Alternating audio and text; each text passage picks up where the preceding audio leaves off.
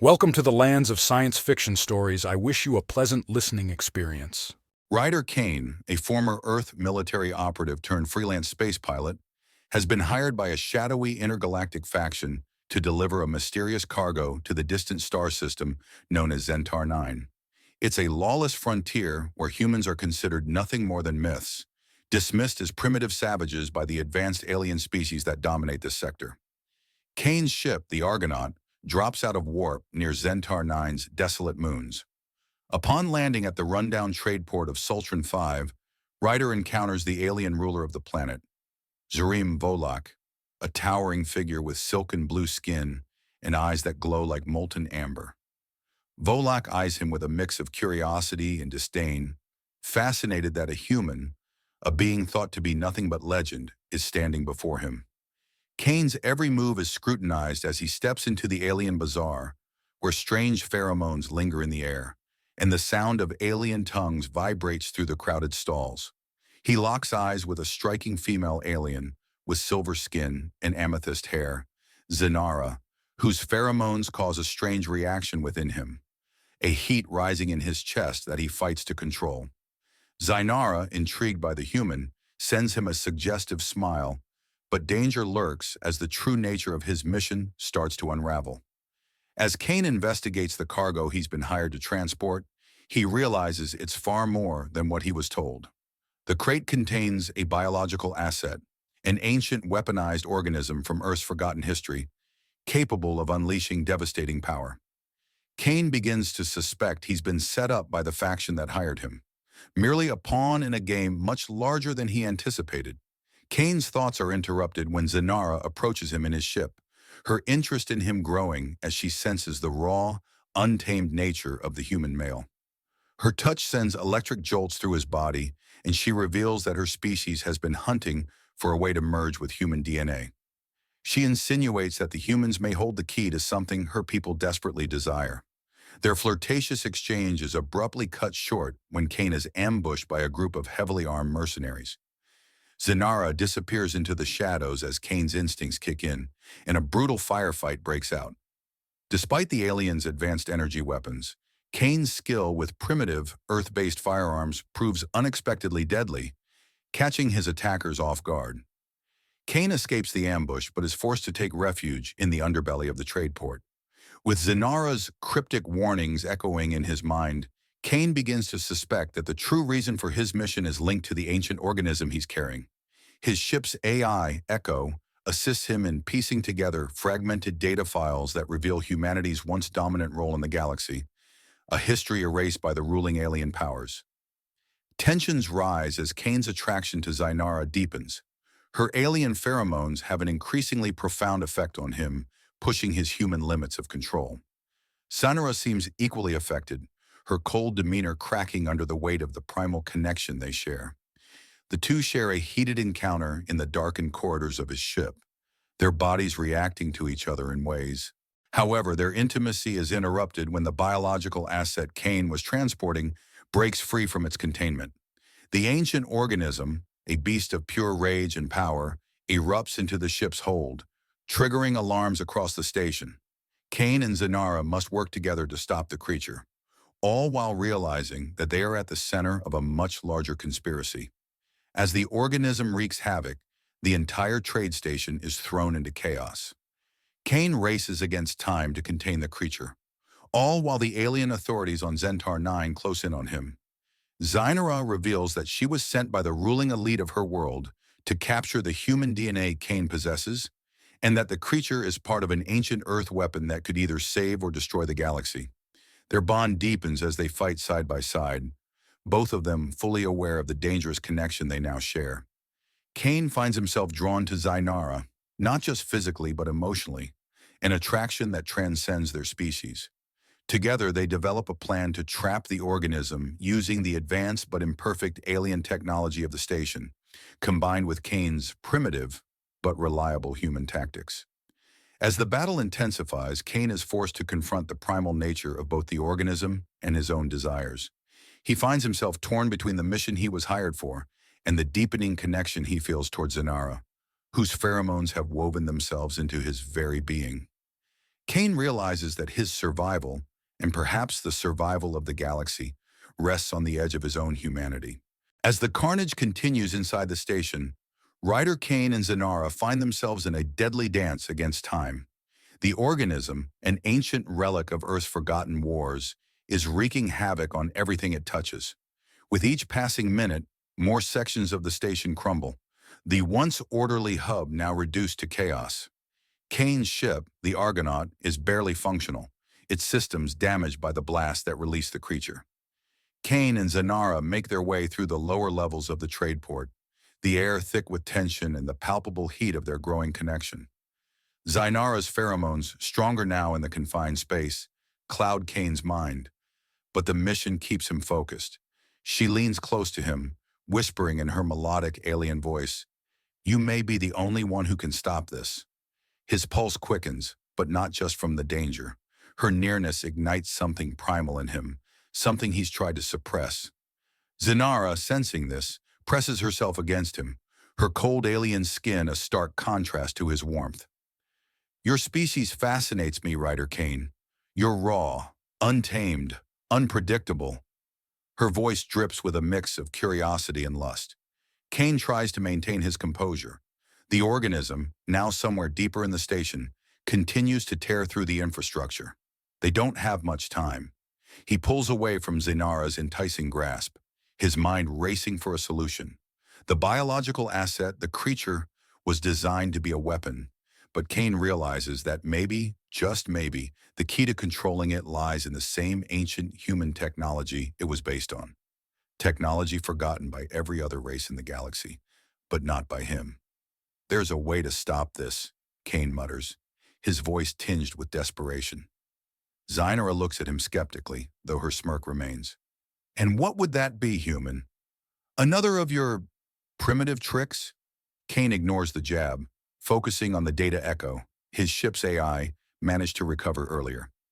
The ancient organism responds to frequency, a signal encoded in old Earth military systems. It's a frequency that resonates with the creature's primal instincts, a signal that could subdue it. The problem? Kane doesn't have the equipment, but the Argonaut has one last trick up its sleeve, an old jury-rigged transmission system from his military days. It's risky, but it might work. Kane and Zanara sprint through the station's decaying corridors, the distant sounds of the organism's destruction growing louder. The air feels heavier now, as if the very fabric of the station is on the verge of collapse. Alarms blare, and panicked voices echo through the comms. But Kane tunes it all out. His focus is on reaching the Argonaut and triggering the frequency before the creature brings the entire station down. Zanara follows close behind, her eyes glowing faintly in the dim light, her alien form moving with grace despite the chaos around them. Every so often, she brushes against Kane, whether intentionally or not, and each touch sends a shiver down his spine. The pheromones in the air are growing stronger, clouding his judgment, making it harder to think straight. But Kane presses on. He has to. When they finally reach the docking bay, the Argonaut is in worse shape than Kane expected. Hull breaches, smoke pouring from the engines, and half the systems offline. But the transmitter is still functional. Barely. Kane wastes no time. He pulls up the old Earth frequency, the one designed to control biological weapons like the organism, now tearing the station apart. As he works, Zanara stands close, watching him intently. "This is it, isn't it?" she asks, her voice softer than before. "This is what makes humans dangerous. You don't just rely on brute strength or advanced technology. You adapt." Kane doesn't respond immediately, his fingers flying across the console. "It's not about being the strongest or the smartest," he finally says. "It's about survival. And humans, we're good at surviving." The transmission hums to life, the ancient signal pulsing through the ship's systems. It's low, almost imperceptible, but Kane can feel it, vibrating through his bones. The creature will feel it too. If the signal works, it should subdue the organism, neutralize it before it can destroy the station. If it doesn't, they're out of options. Come on," Kane mutters under his breath, his eyes locked on the monitor as the signal spreads through the station's network. For a moment, nothing happens. Then a roar echoes through the corridors, a deep, guttural sound that shakes the walls. "It's working," Zanara says, her voice tinged with awe. Kane isn't so sure. The organism is still out there, still rampaging, but its movements have become more erratic, more desperate. It's fighting the signal, resisting. Suddenly, Zanara is beside him, her hand on his shoulder. "You've done it, Ryder Kane," she whispers, her breath hot against his ear. "You've tamed the beast." Kane turns to face her, their eyes locking. For a moment, the chaos of the station fades away, and all that's left is the intensity of their connection. Her alien features, once so foreign, now feel strangely familiar.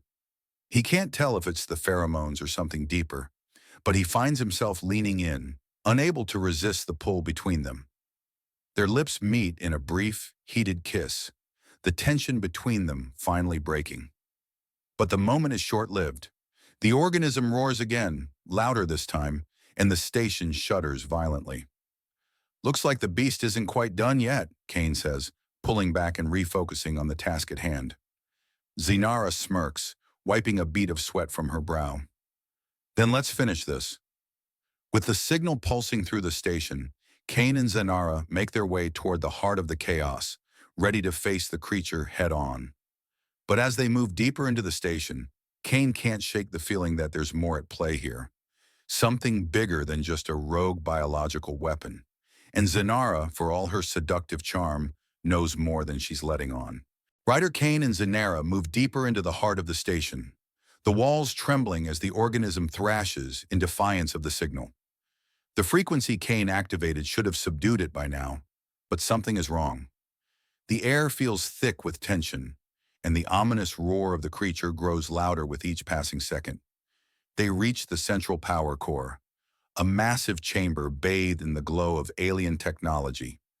In the center of the room, the creature, a monstrous amalgamation of sinew and alien biology, writhes, its grotesque form shifting between solid and liquid, as though it can't decide what to be. Kane's heart pounds as he realizes the truth. The organism has evolved, adapting to the signal meant to control it. Zinara steps forward, her gaze locked on the creature. "It's stronger than I expected," she murmurs. Her earlier confidence is replaced with something more human, uncertainty. Kane feels her anxiety, but his focus remains on the creature. This is it. This is what he's been preparing for. Kane raises his weapon, a primitive earth firearm, loaded with old-fashioned projectiles. Zinara, watching him with a mix of awe and disbelief, can't help but question him again. "You really think that's going to work?" Her voice carries the weight of skepticism, but also a glimmer of hope. Kane smirks, his eyes narrowing on the creature as it lashes out at the walls, trying to break free. It always does. Without hesitation, he fires a round directly into the organism's core. The bullet, designed with an ancient but effective alloy, strikes true. For a moment, nothing happens. Then the creature howls in agony, its form convulsing as the bullet's payload, a molecular destabilizer from Earth's old war tech, begins to tear it apart from the inside. Zinara gasps, her eyes wide as she watches the creature begin to disintegrate, its once mighty form collapsing into a heap of broken matter. Kane doesn't lower his weapon, not yet. He knows better than to celebrate too soon. "It's not over," he mutters. The creature, even in its dying moments, lashes out one final time. A tendril of its liquefied form shoots toward Kane, but Zinara is faster. She leaps in front of him, her body twisting with unnatural grace as she deflects the attack with a force field generated from her alien tech. The impact sends her sprawling, but she's unharmed. Kane rushes to her side, pulling her up as the creature lets out a final, agonized wail before dissolving into nothingness. The station falls eerily silent, the distant alarms fading as the immediate threat is eliminated. Zinara stands, brushing herself off with a wry smile. "Primitive," she says, her voice teasing, but there's a softness in her tone now. And yet, effective. Kane holsters his weapon, his eyes meeting hers. There's a shared understanding between them now, a bond forged in the heat of battle and something far more primal. "You should have trusted me," Kane replies, smirking. Zenara chuckles softly, her hand brushing against his arm. Perhaps I underestimated humans. You're not just myths. You're something more. For a moment, the tension between them simmers, the unresolved connection from earlier threatening to spark once more. But before they can act on it, the station's comms crackle to life. Warning, structural integrity compromised. Evacuate immediately. Kane's smirk fades. We need to go now. Together they make a mad dash for the docking bay, the station's walls groaning as its systems begin to fail. The Argonaut is battered but operational, and Kane's hands fly over the controls as he prepares for takeoff. Zainara sits beside him in the co-pilot seat, her gaze fixed on the viewport as the station starts to collapse. The Argonaut roars to life, lifting off just as the station begins to implode. Kane maneuvers through the debris field with expert precision, his focus unshaken as the wreckage of Zentar 9 fades behind them. The once mighty trade hub is now nothing more than twisted metal and dust, another casualty of the chaos they've survived. As they breach the atmosphere and head into open space, the silence between Kane and Zenara feels different, more comfortable, less tense. Zenara finally breaks it, her voice softer now. So what now, Ryder Kane? Back to your simple life, delivering cargo and outsmarting those who underestimate you. Kane glances over at her, a grin tugging at the corner of his lips. Something like that. But I have a feeling things won't be so simple anymore. Zenara smirks, her eyes gleaming with amusement. No, I imagine not. You've made quite the impression. Kane leans back in his seat, his mind wandering to the future. He's survived impossible odds, taken on a threat most species would never dare to face, and walked away with his life, and more. Zenara's presence beside him is a reminder that even in the vastness of space, some things are worth fighting for. As the stars stretch out before them, Kane allows himself a moment of peace. The chaos, the battles, the close calls, it's all behind him now. For now. Zenara's hand rests lightly on his arm, her touch both familiar and alien. You know, she whispers, her voice low and teasing, humans are full of surprises. Kane's smirk returns as he glances at her. Stick around, and you'll see a lot more of them. With that, the Argonaut disappears into the stars, leaving behind the wreckage of Zentar 9 and the echoes of a battle that no one will ever forget. The end.